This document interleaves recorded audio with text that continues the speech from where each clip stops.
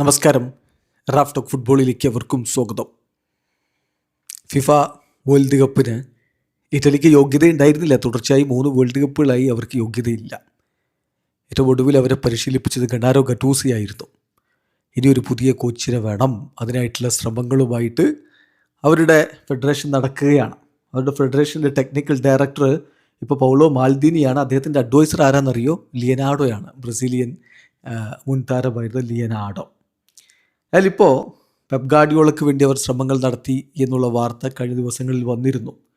എന്നാൽ പെപ് ഗാർഡിയോളയ്ക്ക് വേണ്ടി മാത്രമല്ല, തങ്ങളിതാ ബ്രസീലിയൻ കോച്ചായിട്ടുള്ള ഇറ്റാലിയൻ കോച്ച്, ഇറ്റലിക്കാരനായ കോച്ച്, ബ്രസീലിൻ്റെ കോച്ചാണ് ഇപ്പോൾ അദ്ദേഹം, ആഞ്ചലോട്ടിയുമായിട്ടും ചർച്ച നടത്തിയിട്ടുണ്ട് എന്ന് തുറന്നു പറയുന്നു പൗളോ മാൽദീനി. അദ്ദേഹത്തിൻ്റെ വാക്കുകൾ ഫബ്രീസിയോ റിപ്പോർട്ട് ചെയ്ത് നിങ്ങൾ കണ്ടിട്ടുണ്ടാവും. പക്ഷേ അത് ഒറിജിനലി റിപ്പോർട്ട് ചെയ്തിട്ടുള്ളത് ലാ ഗസെറ്റ ഡെല്ലാ സ്പോർട്ടാണ്, ഇറ്റാലിയൻ മാധ്യമമാണ്. അവരോട് സംസാരിക്കവെയാണ് അദ്ദേഹം ഇക്കാര്യം തുറന്നു പറഞ്ഞിരിക്കുന്നത്. എന്തായാലും ഫബ്രീസിയോ കുറിച്ച് എന്താണെന്ന് നമുക്ക് ആദ്യം നോക്കാം.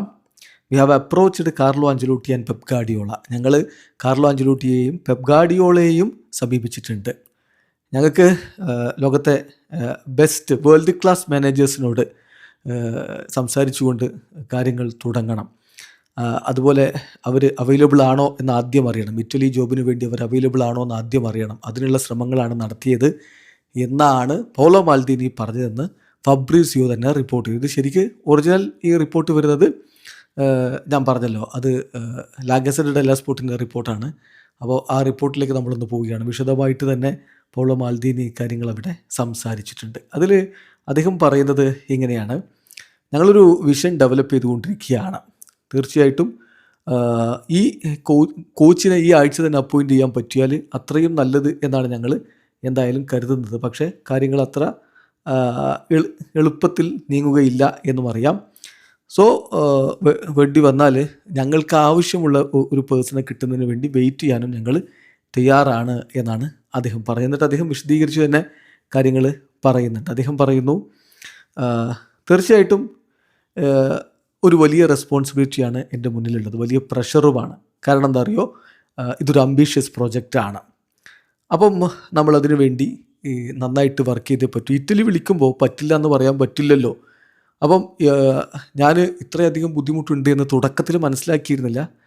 പക്ഷേ ബുദ്ധിമുട്ടുണ്ട് എന്നുള്ളത് പിന്നീട് എനിക്ക് സെൻസ് ചെയ്തിട്ടുണ്ട്. ഇത് ഞങ്ങളെ സംബന്ധിച്ചിടത്തോളം വളരെ ക്രൂഷ്യലായിട്ടുള്ള സമയങ്ങളാണിപ്പോൾ നടത്തിക്കൊണ്ടിരിക്കുന്നത്. ഇപ്പോൾ ഞങ്ങൾ ഓൾറെഡി പെപ് ഗാർഡിയോളയായിട്ട് സംസാരിച്ചിട്ടുണ്ട്. ഗാർഡിയോളയ്ക്ക് അതോടൊപ്പം തന്നെ എല്ലാ ഡീറ്റെയിൽസും ഇപ്പോൾ ഞങ്ങൾക്ക് നിങ്ങളോട് പങ്കുവെക്കാൻ പറ്റില്ല. എന്നാൽ ഒരു ടാർഗറ്റിനെ നിങ്ങൾ വെരിഫൈ ചെയ്തു എന്ന് ഞാൻ സമ്മതിക്കുന്നു. അതേസമയം ഞങ്ങൾ ആഞ്ചലോട്ടിയുമായിട്ട് സംസാരിച്ചിട്ടുണ്ട്. You identified one of the targets, but we have also spoken with ആഞ്ചലോട്ടിയുമായിട്ടും ഞങ്ങൾ സംസാരിച്ചിട്ടുണ്ട് എന്ന് പറഞ്ഞാൽ റൈറ്റായിട്ടുള്ള വഴി അതാണ്. ബെസ്റ്റ് കോച്ചുമാരോട്, ലോകത്തെ ബെസ്റ്റ് കോച്ചുമാരോട് സംസാരിക്കുക, അവർ ഈ ഒരു ജോബിന് അവൈലബിൾ ആണോ എന്ന് വെരിഫൈ ചെയ്യുക.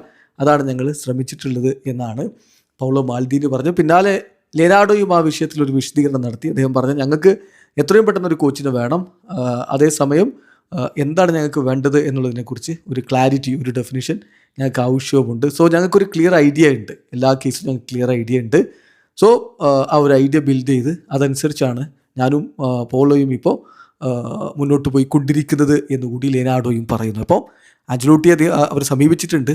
പക്ഷേ ആഞ്ചലോട്ടിക്ക് 2030 വരെ ബ്രസീലുമായിട്ട് കോൺട്രാക്റ്റ് ഉണ്ട്. അത് വിട്ടുകൊണ്ട് അപ്പോൾ അദ്ദേഹം ഓടിയെത്തുമോ തൻ്റെ സ്വന്തം രാജ്യത്തിൻ്റെ കോച്ചാവാൻ എന്നുള്ളതാണ് ചോദ്യം. പെപ് ഗാർഡിയോളയുമായിട്ടും സംസാരിച്ചിട്ടുണ്ട്. പക്ഷേ ചില സോഴ്സുകൾ നൽകുന്ന വിവരം എന്താണെന്നറിയോ, പെപ്പ് 20 മില്യൺ യൂറോയാണ് പെർ ഇയർ ചോദിക്കുന്നത്. പക്ഷേ ഇറ്റലി 10 മില്യൺ യൂറോയാണ് മുന്നോട്ട് വെച്ചിട്ടുള്ളത്.